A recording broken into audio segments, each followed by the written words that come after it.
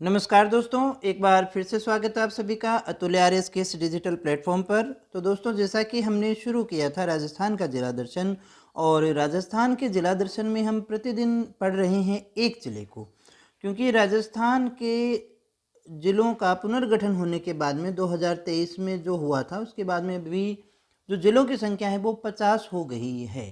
तो थोड़ा याद करने में दिक्कत है, थोड़ा समझने में समस्याएं आती हैं, इसलिए हमने इस टॉपिक को शुरू किया है। और हम एक संभाग पूरा कर चुके हैं, जोधपुर। जयपुर संभाग हमने पूरा कर लिया है। आज हम जोधपुर संभाग को भी समाप्त कर लेंगे दोस्तों। तो इस तरह से अभी हमारे दो बड़े संभाग जो हैं वो पूरे हो जाएंगे।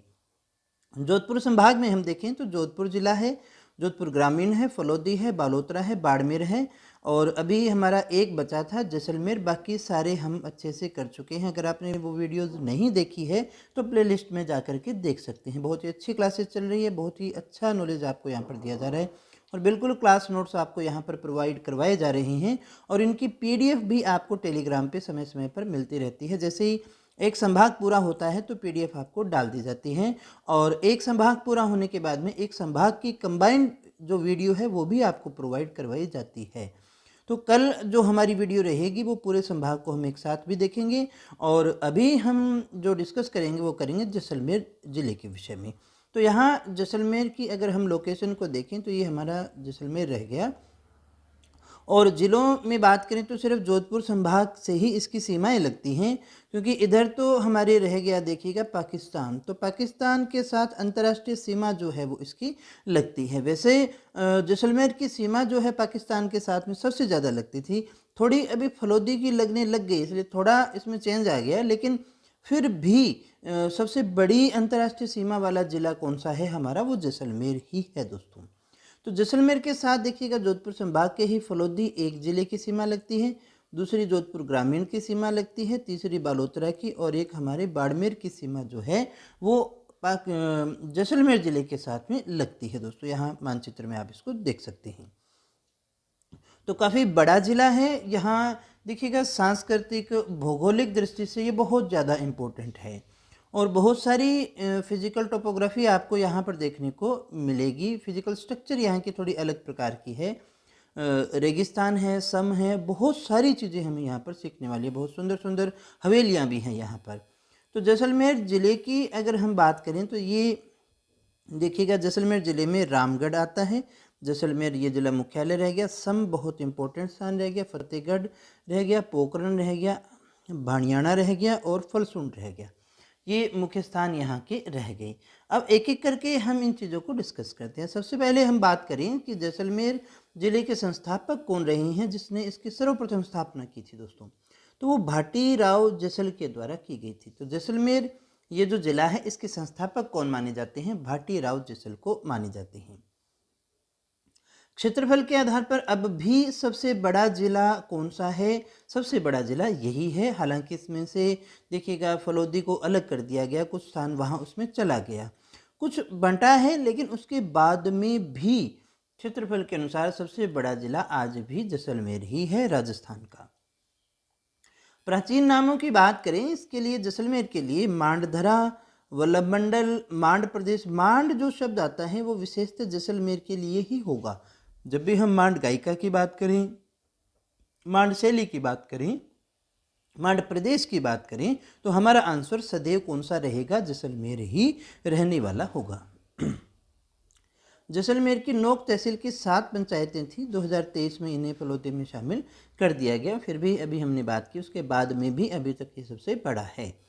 इसके बहुत सारे उपनाम हैं, शायद सबसे ज़्यादा उपनाम आपको इसी के देखने को मिल रहे हैं। कौन कौन से हैं? स्वर्ण नगरी है, हवेलियों का शहर, बहुत सुंदर सुंदर हवेलियां हैं इसलिए कहा जाता है। राजस्थान का अंडमान रेत के समुद्र में है, इसलिए हम कह सकते हैं जरोखों की नगरी। यहाँ जो हवेलियाँ आप गलियों में जाएंगे तो बहुत सारे सुंदर सुंदर पीले कलर के आपको झरोखे देखने को मिलेंगे। गलियों का शहर कहते हैं क्योंकि इसकी गलियाँ पतली पतली और अजीब सी हैं। पीले पत्थरों का शहर कहते हैं, इसलिए हम इसको और क्या कह सकते हैं, गोल्डन सिटी भी कह सकते हैं दोस्तों। सुनहरा शहर, बिल्कुल जब सूर्योदय होता है तो पूरा शहर किसी सोने की नगरी के जैसा दिखाई देता है। बहुत सुंदर शहर है, पीले पत्थरों का शहर। म्यूजियम सिटी भी इसको कहते हैं। रेगिस्तान का गुलाब, क्योंकि आश्चर्यजनक हो गया ना, रेगिस्तान का गुलाब इसलिए माने ना भी रेगिस्तान में गुलाब खिलता नहीं है, अगर कोई मिले तो हमें आश्चर्य ही होगा। पंखुड़ियों की नगरी, क्योंकि यहाँ पर देखिए पवन ऊर्जा के स्रोत बहुत ज़्यादा हैं, इसलिए हम इसे उन के कारण ही पंखुड़ियों की नगरी कहते हैं दोस्तों। पड़ोसी जिलों की अगर बात करें तो 4 हैं, फलोदी, जोधपुर ग्रामीण, बालोतरा और बाड़मेर। यहाँ एक बार फिर से आपको मैं मैप में दिखा देता हूँ। यहाँ देखिएगा जैसलमेर हो गया, इसके साथ फलोदी की सीमा लगती है, फिर जोधपुर ग्रामीण की, बालोतरा की, और फिर देखिएगा बाड़मेर की सीमा इसके साथ में लगती है। तो 4 जिलों की सीमा इसके साथ में लगती है। सबसे लंबी अंतर्राष्ट्रीय सीमा आज भी जैसलमेर की ही है। एनएच कौन कौन से गुजरते हैं तो 11, 68, 70, 125, 911 और 968, यानी कुल 6 जो नेशनल हाईवे है वो यहाँ से गुजरते हैं। अभी आधुनिक जैसलमेर जिसकी हम बात करें, वैसे तो प्राचीन नगरी है, तो इसकी जो है नींव रखी थी यदुवंशी बाटी राजपूत थे, महारावल जैसल, उनके द्वारा त्रिकूट पहाड़ी पर इसकी नींव रखी गई थी दोस्तों। इसके द्वारा 1156 में यदुवंशी बाटी राजपूत है, महारावल जैसल, उनके द्वारा जो है वो इनकी नींव रखी गई है। शुभंकर की अगर बात करें, जैसा हर जिले का एक शुभंकर बनाया गया है, तो गोडावन यहाँ का प्रमुख पक्षी भी है, इसलिए गोडावन को याद रखिएगा। न्यूनतम जनघनत्व, सबसे कम लोग यहीं रहेंगे ना, बिल्कुल रेगिस्तान ही है, ज़्यादा कोई खेती वगैरह यहाँ पर होती नहीं है। पर्यटन के लिए ये जिला सबसे ज़्यादा जाना जाता है, तो न्यूनतम जनघनत्व यहाँ भी है और पशु घनत्व भी यहाँ पर ही है। तो पशुओं के बिना तो मानव का भी काम नहीं चलता, इसलिए नहीं है ना। राष्ट्रीय मरुद्यान, राष्ट्रीय मरुद्यान के आगे भी चर्चा करेंगे अपनी। राष्ट्रीय मरुद्यान जो है वो हमारे, वैसे राष्ट्रीय मरुद्यान नहीं है, इसका नाम है, देखिएगा ये जो है जैसलमेर और बाड़मेर दोनों जिलों में है ना। यहाँ का प्रमुख पक्षी गोडावण है, और ध्यान दीजिएगा गोडावण ही जैसलमेर का शुभंकर है, इसीलिए मैंने यहाँ डाला है। बाकी देखिएगा लगभग जिलों की हमने बात नहीं की। तो जहाँ इसको संरक्षण भी दिया जा रहा है और वो इसका देखिएगा शुभंकर पक्षी भी है। फिर हम बात करें, यहाँ एक प्रमुख माता रह गई तनोट माता, जिसे थार की वैष्णो देवी भी कहते हैं। वैष्णो देवी जिस प्रकार से दुर्गम रास्ते से जाकर के पहाड़ी पर चढ़ कर के आती हैं, वैसे यहाँ पर इनके दर्शन भी थोड़े से दुर्गम रास्तों से होकर के जाना पड़ेगा। सैनिकों की देवी भी कहते हैं दोस्तों, सैनिकों की देवी के नाम से भी जानते हैं। भारत पाकिस्तान युद्ध हुआ था तो उस समय ये काफ़ी चर्चा में रहा था। एक यहाँ आती है माताएं, यहाँ पर बहुत हैं दोस्तों, तनोट माता है, सारी प्रमुख माताएं हैं। स्वांगिया माता, ये स्वांगिया माता जो है वो भाटी राजवंश की कुल देवी है, ध्यान दीजिएगा। 2 प्रश्न यहाँ पर आपसे बनते हैं, एक तो भाटी राजवंश की कुल देवी कौन सी है, स्वांगिया माता, और स्वांगिया माता का मंदिर कहाँ है, तो स्वांगिया माता का मंदिर जैसलमेर में ही है। एक और मुख्य स्थान यहाँ का लोद्रवा, बहुत इंपॉर्टेंट है ये भी, ये भाटी शासकों की प्राचीन राजधानी हुआ करती थी लोद्रवा। मुमल शब्द आपने सुना होगा, बहुत इंपॉर्टेंट चीज़। मुमल आपने गीतों में सुना होगा, तो मुमल एक गीत भी है, श्रृंगार आधारित गीत है, और मुमल जो है वो यहाँ की चित्रशैली ही है दोस्तों। अगर आप जैसलमेर की एक पहचान की बात करें तो मुमल जो है वो जैसलमेर की ही पहचान मानी जाती है। इसकी कहानियाँ भी हैं, कथाएँ भी हैं दोस्तों। तो चित्रशैली भी है और श्रृंगार आधारित गीत भी है ये। इसके अलावा जुरावा और कुर्जा, ये विरह गीत है। विरह गीत मतलब जब किसी स्त्री का जो पुरुष है, पति है, जो बाहर काम करने चला गया है, किसी कारण से बाहर गया हुआ है, उसकी याद में जो पत्नी के द्वारा जो गीत गाए जाते हैं, वो संदेश भेजे जाते हैं, वो हमारे कौन से हैं, विरह गीत के नाम से जाने जाते हैं। ये कहाँ के हैं, ये जैसलमेर के हैं दोस्तों। इसके अलावा और क्या है यहाँ पर, आकल वुड फॉसिल पार्क।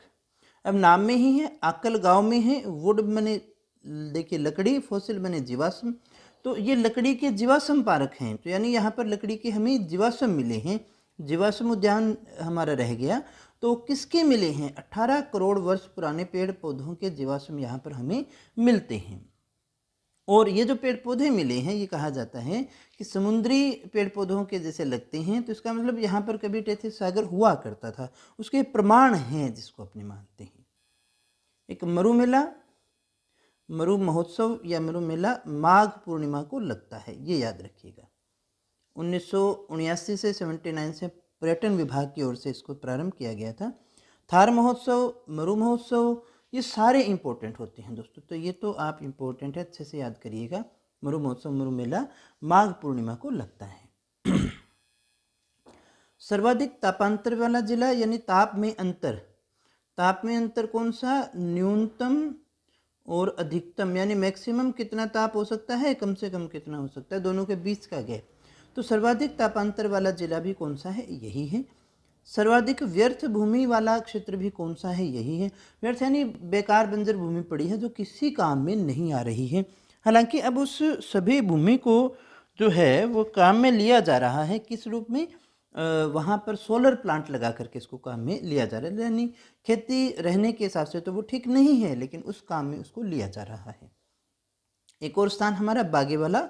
बागेवाला में देखिएगा ऑयल इंडिया के द्वारा तेल दोहन का कार्य किया जा रहा है, तो ठीक है बात, लेकिन इम्पोर्टेंट इसलिए हो गया कि ये वेनेजुएला जो खुद तेल के लिए जाना जाता है, तो वेनेजुएला के साथ मिल करके जो है तेल दोहन का कार्य किया जा रहा है ऑयल इंडिया के द्वारा बागेवाला नामक स्थान पर। अभी रम्मत शब्द आपने सुना होगा। रम्मत जो है वो लोक नाट्य में आता है, बहुत ही अच्छा लोक नाट्य है, होली के अवसर पर आपको विशेषता देखने को मिलेगा। ये जैसलमेर का संगीत प्रधान है।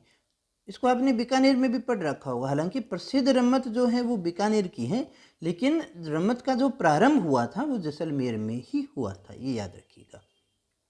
तो रम्मत का संबंध देखिए बीकानेर से भी है और जैसलमेर से भी है, दोनों से है। जैसलमेर में प्रारंभ हुआ, प्रसिद्ध बीकानेर की है। फाल्गुन माह होली के समय ये आपको देखने को मिल जाएगी। इसके बाद में एक और कलाकार हैं शाकर कमाल खां, वादक हैं, किसके? कमायचा के वादक हैं। सारंगी के जैसा सा ही होता है, और कमायचा इतना अच्छे से बजाते हैं कि इन्हें कमायचा का जादूगर कहा जाता है, और इन्हें जो है पद्मश्री पुरस्कार भी दिया जा चुका है 2012 के अंदर। बालुका स्तूप बहुत प्रकार के होते हैं, जिसमें से अनुदैर्ध्य, अनुप्रस्थ सभी प्रकार के होते हैं, लेकिन अगर आपसे पूछा जाए सर्वाधिक अनुदैर्ध्य बालुका स्तूप आपको कहाँ मिलेंगे, तो वो जैसलमेर में ही मिलते हैं दोस्तों।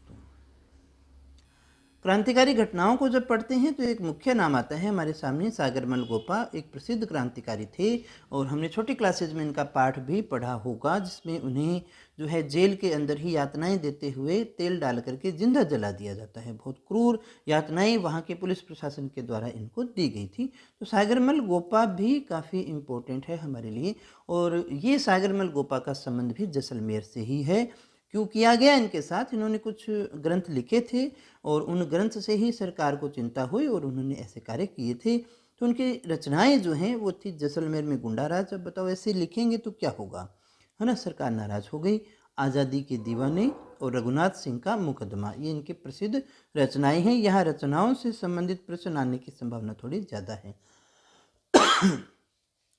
क्योंकि जैसलमेर से होता है, ये तो याद रह जाएगा आपको, लेकिन रचनाएं आपको याद रखनी पड़ेगी। प्रजामंडलों का प्रारंभ हुआ था स्वाधीनता संग्राम के समय उत्तरदायी शासन को स्थापित करने के लिए। उसी समय जैसलमेर प्रजामंडल का भी गठन किया गया था। इसमें मुख्य योगदान था मीठालाल व्यास जी का। और जैसलमेर प्रजामंडल का गठन कहाँ हुआ है, तो देखिएगा जैसलमेर में न होकर के कहाँ हुआ है, जोधपुर में हुआ है 1945 के अंदर, ये याद रखिएगा। काकनीय नदी यहाँ की प्रमुख नदी है, सबसे छोटी नदी भी है आंतरिक प्रवाह की, और इस पर एक झील बनती है, याद रखिएगा, बुज झील, बहुत इंपॉर्टेंट है ये भी। बुज झील कहाँ है दोस्तों? बुज झील जैसलमेर में है, याद रखिएगा। काकनीय नदी के द्वारा ये बनती हैं। और एक बहुत ही प्रसिद्ध लोक देवता रामदेव जी, उनका स्थान भी यही है, मेला भी यहीं लगता है। तो रामदेव जी के बारे में तो हम यहाँ बात नहीं करेंगे, हम मेले के विषय में बात करें तो भाद्रपद शुक्ल द्वितीया बाबेरी बीज जिसको हम कहते हैं, जहाँ जन्म हुआ था वहीं से प्रारंभ होता है और एकादशी तक ये मेला लगता है। और ये जो रामदेवरा, या इसे हम रुणेचा भी कहते हैं, पुराना नाम इसका था रुणेचा, और ये जो है वो महाराजा गंगा सिंह के द्वारा बनाया गया था। जैसलमेर में है, लेकिन इसका निर्माण जो है वो महाराजा गंगा सिंह के द्वारा, बीकानेर वाले गंगा सिंह के द्वारा करवाया गया था दोस्तों। एक लोदरवा में ही देखिएगा हिंगलाज माता का मंदिर भी है, और पटुओं की हवेली, जैसा हमने देखा कि जैसलमेर को कहा जाता है हवेलियों का शहर, झरोखों का शहर। तो ये कलात्मक झरोखों और हवेलियों के लिए, नक्काशी के लिए जो दो हवेलियां हैं, दो तीन हवेलियां हैं, वैसे तीन मानते हैं, एक दो और तीन, ये तीनों हवेलियां बहुत फेमस है। जब आप जैसलमेर जाएंगे तो आप इन्हीं को देखने के लिए जाते हैं। तो पटुओं की हवेली जो है वो कलात्मक झरोखे और नक्काशी के लिए फेमस है, जैसलमेर में ही है। और जैसलमेर में ही है नथमल की हवेली, जो हाथी और लालू दो व्यक्ति थे, इनके द्वारा बनाई गई थी। दोनों भाई ही थे जिन्होंने इसे बनाया था। और ये विशेष इसलिए है क्योंकि ये तीन शैलियों का, हिंदू, मुगल और सिंधी शैली का मिश्रण है। बहुत ही शानदार हवेली है। एक सालिम सिंह की हवेली भी है जो सालिम सिंह मेहता के द्वारा बनाई गई है दोस्तों। उसके बाद में दुर्गों की बात करें, दो दुर्ग हमारे फेमस रहेंगे, पोखरण दुर्ग और जैसलमेर दुर्ग। पोखरण दुर्ग की बात करें तो मालदेव राठौड़ के द्वारा इसका निर्माण करवाया गया, पोखरण में ही है। जैसलमेर दुर्ग हमारा बहुत इंपॉर्टेंट है, सोनारगढ़ के नाम से हम इसे जानते हैं, सोने जैसा है। सुवर्णगिरी आए तो जालोर का आता है, स्वर्णगिरी कहीं तो हमारा यही किला होता है। इसकी विशेषता ये है कि इसको बनाते समय किसी चूने और सीमेंट का प्रयोग नहीं किया गया है, सीधा पत्थर के ऊपर पत्थर रख करके तैयार किया गया है। और ये रिहायशी है, रिहायशी का मतलब यहाँ पर लोग रहते हैं, है ना। तो ऐसा चित्तौड़गढ़ के बाद में दूसरा दुर्ग अपने ये भी मानते हैं और काफ़ी फेमस है, बहुत सुंदर है, लोग जनता इसके अंदर रहती है, इसलिए इम्पोर्टेंट हो गया। और इसमें किसी चूने और सीमेंट का प्रयोग नहीं किया गया है। इसका नाम सोनारगढ़ अच्छे से याद रखिएगा। और ये हमने डिस्कस किया था अभी, मरु महोत्सव माघ पूर्णिमा को होता है। सर्वाधिक प्लाया झीलें, प्लाया झीलें कौन सी होती हैं? रेगिस्तान में देखिएगा जो खारे पानी की झीलें बनती है, रेगिस्तान में जो खारे पानी की झीलें बनती हैं वो सारी प्लाया झीलें हैं। तो दोस्तों ये झीलें प्लाया कौन सी होती हैं, इनको हम पढ़ेंगे तो ज्योग्राफी में जल्दी ही हम जो दो क्लासें हैं, मैं एक बात यहाँ पर बता देना चाहूँगा, दो क्लासें हम यहाँ पर नई लेके के आ रही हैं। एक तो हिंदी व्याकरण की, हिंदी व्याकरण की ऐसी क्लास जो आप किसी भी विषय के लिए इम्पोर्टेंट रहेगी, और ऐसी क्लास मैं आपको देने जा रहा हूँ जिसके बाद में किसी और क्लास की आपको आवश्यकता नहीं पड़ेगी। और दूसरी राजस्थान के भूगोल की क्लास भी, क्योंकि काफ़ी चेंज जो हुआ है, दिक्कतें आपको वहीं आ रही है, इसलिए हम उसी क्लास को शुरू करने जा रहे हैं। पूरा राजस्थान का भूगोल नवीनतम पाठ्यक्रम के अनुसार हम उसको करने वाले हैं। तो वहाँ भी हम इसको अच्छे से डिस्कस करने वाले हैं। रन टाट मैंने कहा ना, जो जहाँ का भौतिक विशेषताएं हैं वो जैसलमेर की बहुत इंपॉर्टेंट हैं। चलिएगा, फिर भी थोड़ी थोड़ी जानकारी तो अपने ले ही रहे हैं। सर्वाधिक रन या टाट, है ना, जब पानी सूख जाता है उसके बाद में दलदली सा क्षेत्र हो जाता है, उसे हम रन के नाम से जानते हैं। सर्वाधिक रन क्षेत्र कहाँ है? जैसलमेर में ही है। पोखरण भी तो एक रन ही है ना। स्टार बालू का स्तूप, तारा बालू का स्तूप, जो इस आकृति के देखिएगा, जो इस तरह की आकृति के ना, तारा सीधा तो नहीं बना था, चलिएगा अब बना देते हैं, है ना। स्टार इस तरह की आकृति ऊपर से देखें तो दिखाई देती, तारा बालू का स्तूप, मोहनगढ़। और बहुत बार आजकल ये परीक्षाओं में पूछा जा रहा है। देश का प्रथम चारा बैंक आपको कहाँ मिलेगा? जैसलमेर में मिलेगा। तो बैंक बनाने की जहाँ चारे की समस्या है वहीं तो बनेगा ना, है ना। कभी तुक्का लगाना हो तो भी देख लिया करो, चारा बैंक अगर उसमें जैसलमेर हो और उसमें गंगानगर हो, जयपुर हो, भरतपुर हो और एक जैसलमेर ऑप्शन हो, तो हम क्या करेंगे? बैंक बैंक सुरक्षित रखने की जरूरत होती है ना, बैंक सेफ रखने की जगह है, तो कहाँ रखेंगे? जहाँ चारा रखने, मतलब लंबे समय तक हमें जहाँ चलाना है वहीं तो रखेंगे ना, तो चारा बैंक। देश का पहला भूवैज्ञानिक संग्रहालय भी जैसलमेर में स्थापित किया गया है। थारपारकर यहाँ की प्रमुख गोवंश की नस्ल है दोस्तों, गाय और बैल दोनों ही फेमस है, जैसलमेर की ही है, इसलिए थारपारकर गोवंश प्रजनन केंद्र जो है वो चांदन गांव में बनाया गया है, जैसलमेर में, पोखरण के पास है ये। इसके अलावा देखिएगा खजूर सेंटर ऑफ एक्सीलेंस, ये भी जैसलमेर में है, सगरा भोजक नामक स्थान पर। फतेहगढ़ हमने देखा था मैप के अंदर भी, तो फतेहगढ़ में हमें क्या मिला है? डायनासोर के प्रमाण। अब देखिएगा, डायनासोर हमने सुना, हमने सोचा भी भारत में होते भी हैं या नहीं हैं, तो उसके प्रमाण आपको फतेहगढ़ में मिलते हैं। येलो संगमरमर ग्रेनाइट के लिए जो है अपने जानते हैं इसको, जैसलमेर का जो पत्थर है वो पीला पत्थर है, यहीं पर होता है। राज्य का पहला पवन ऊर्जा संयंत्र, वैसे पवन ऊर्जा के लिए विशेषता यही जाना जाता है, पहला हम कहें तो अमर सागर जैसलमेर में बनाया गया था। चांदन नलकूप चांदन गांव में ही एक नलकूप है, और ये माना जाता है कि जब खोज की जा रही थी सरस्वती नदी के क्षेत्र को, तो यहाँ पर देखिएगा एक नलकूप लगा जो समुद्र के बीच या खारे, बाकी जगह खारा पानी निकल रहा है, यहाँ मीठा पानी निकल रहा है दोस्तों, तो इसलिए हम इसे चांदन का नलकूप, थार का गड़ा कहते हैं। तो मीठे पानी का नलकूप है ये, इसलिए इंपॉर्टेंट रहा। भादरिया लाइब्रेरी पोखरण में है, एशिया की सबसे बड़ी गैर सरकारी भूमिगत लाइब्रेरी हम इसे मानते हैं। परमाणु परीक्षण कहाँ हुआ था? पोखरण में हुआ था। भारत के जो परमाणु परीक्षण किए गए, पहला हुआ था 18 मई 1974 को, जिसे नाम दिया गया था स्माइल बुद्धा, याद रखिएगा पहला। दूसरा हुआ था 11 व 13 मई को 1998 पर, इसे ऑपरेशन शक्ति का नाम दिया गया था। इस पर पिक्चर्स वगैरह भी बन चुकी है दोस्तों। राष्ट्रीय मरुद्यान की हम बात करें, 4 अगस्त 1980 को इसे जो है मरुद्यान घोषित किया गया था, और ये राजस्थान का सबसे बड़ा उद्यान है, और जैसलमेर बाड़मेर दोनों में ही है, बात कर चुके हैं। 1980 में इसे विश्व धरोहर में भी शामिल किया गया था दोस्तों। कैक्टस गार्डन के लिए जाना जाता है कुलधरा गांव, है ना। कुलधरा गांव वैसे सस्पेक्टेड सा अपने मानते हैं, यहाँ पर कहते हैं कि कुछ लोग थे वो चले गए, खाली गांव पड़ा है बिल्कुल, है ना। तो कैक्टस गार्डन कहाँ है? कुलधरा गांव में, और व्हेल मछली और संगमरमर के व्हेल मछली और डायनासोर के जो है अवशेष हमें यहाँ पर प्राप्त होते हैं। अब व्हेल मछली देखिएगा कहाँ होती है? सागर में होती है। अगर यहाँ मिल रही है, अब इस बात को समझिएगा, व्हेल मछली के अवशेष, तो इसका मतलब कहीं ना कहीं कभी ना कभी यहाँ पर समुद्र तो था, ये उसी के प्रमाण हैं, इसलिए इंपॉर्टेंट हो जाती है चीज़ें दोस्तों। वरना व्हेल मछली के अवशेष मिले तो बड़ी बात नहीं है, लेकिन हम देखें कि यहाँ व्हेल मछली के अवशेष मिल रहे हैं, और व्हेल मछली बड़े समुद्र में हुआ करते थे, इट मीन्स कहीं ना कहीं कभी ना कभी यहाँ पर समुद्र तो था। गोटारू की बात करें तो राजस्थान में सबसे पहले प्राकृतिक गैस के जो भंडार मिले हैं वो यहीं पर मिले हैं। फिर हम बात करें तनोट माता की, तो तनोट जो स्थान है तनोट माता के लिए भी जाना जाता है। प्रथम तेल के कुएं की खोज भी जो है वो यहीं पर हुई थी।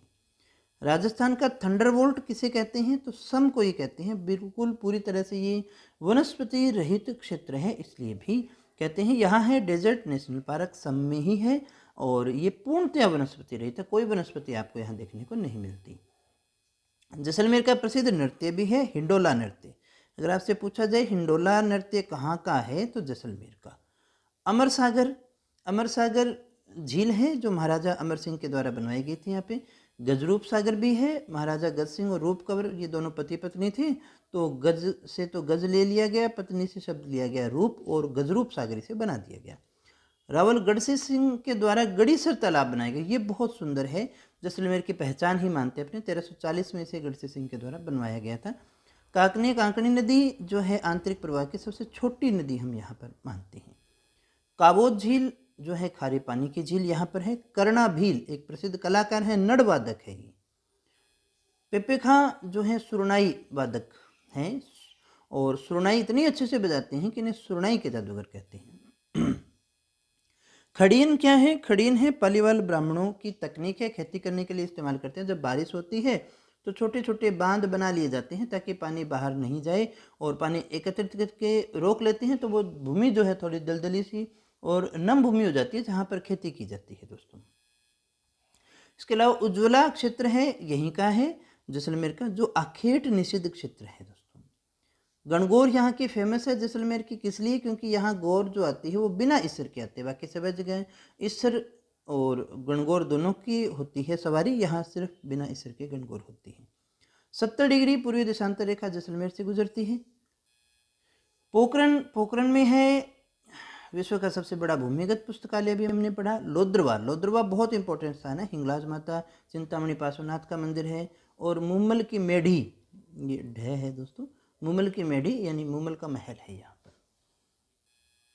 अगर हम बात करें यहाँ पर वनस्पति की, मरुद्भिद वनस्पति या जीरोफाइट जिसको हम कहते हैं, जीरोफाइट्स होती है यहाँ पर। यहाँ खेजड़ी है, फोग है, कीकर है, रोहिड़ा है और लिलोण घास है। मरुद्भिद यहाँ की वनस्पतियाँ रह गई पूरी तरह से। ओला गांव में देखिएगा पाषाण सामग्री मिली है हमें 60,000 वर्ष से लेकर के 1 लाख वर्ष पुरानी। रामगढ़, रामगढ़ किस लिए जाना जाता है? रामगढ़ में है एशिया का सर्वोच्च टीवी टावर। एशिया का सर्वोच्च टीवी टावर कहाँ है? रामगढ़ में ही है। शाहगढ़, शाहगढ़ अभी सीता पुनर्वास योजना की स्थापना यहाँ पर की जा रही है, घोषित हुआ है। बड़ा बाग है, बड़ा बाग जैसलमेर का वो स्थान है जहाँ पर जैसलमेर शासकों की छतरियाँ हैं दोस्तों। एक नीम बैंक भी स्थापित किया जा रहा है, कहाँ? रामदेवरा में, नीम का बैंक, ये इंपॉर्टेंट हो जाता है। और देश का पहला बीएसएफ थीम पार्क जो है वो भी कहाँ स्थापित किया जा रहा है मेरे प्यारे दोस्तों? जैसलमेर के अंदर। तो दोस्तों ये था हमारा जैसलमेर ज़िला, पूरे अच्छे से हमने इसको डिस्कस कर लिया है और मुझे उम्मीद है आपको सारी चीज़ें अच्छे से समझ में आई होगी। परीक्षा की दृष्टि से सारी चीज़ें हमने अध्ययन कर ली है दोस्तों, और एक बड़ा बड़ा आइडिया आपको हो गया कौन सी चीज़ कहाँ है, कौन से परिवर्तन कहाँ हुए हैं। बाकी हम जो स्पेशलाइज हमारी क्लास होगी जिसमें ज्योग्राफी और बाकी चीज़ें पढ़ेंगे, वहाँ भी हम उसका अच्छे से अध्ययन करेंगे दोस्तों। तो दोस्तों इसी के साथ जोधपुर संभाग हमारा पूरा हो जाता है और आज के लिए इतना ही। मुझे उम्मीद है क्लास आपको अच्छी लगी होगी। जैसे भी है, अच्छा ख़राब जो भी है आपको महसूस हुआ, आप कमेंट करके मुझे ज़रूर बताइएगा। अगर कोई कमी है तो आप मुझे बताइए, और अगर आपको पसंद आई, आपने कुछ सीखा है तो अपने दोस्तों को बताइए। ये अगर आप शेयर करेंगे तो और लोगों को भी और बच्चों को भी इसका लाभ हो पाएगा दोस्तों। बहुत ही अच्छे से क्लासेज आपकी चल रही है। तो आज के लिए इतना ही, कल फिर मिलते हैं एक नए संभाग में और एक नए ज़िले के साथ। तब तक यूँ ही बने रहें हमारे साथ। Thank you very much.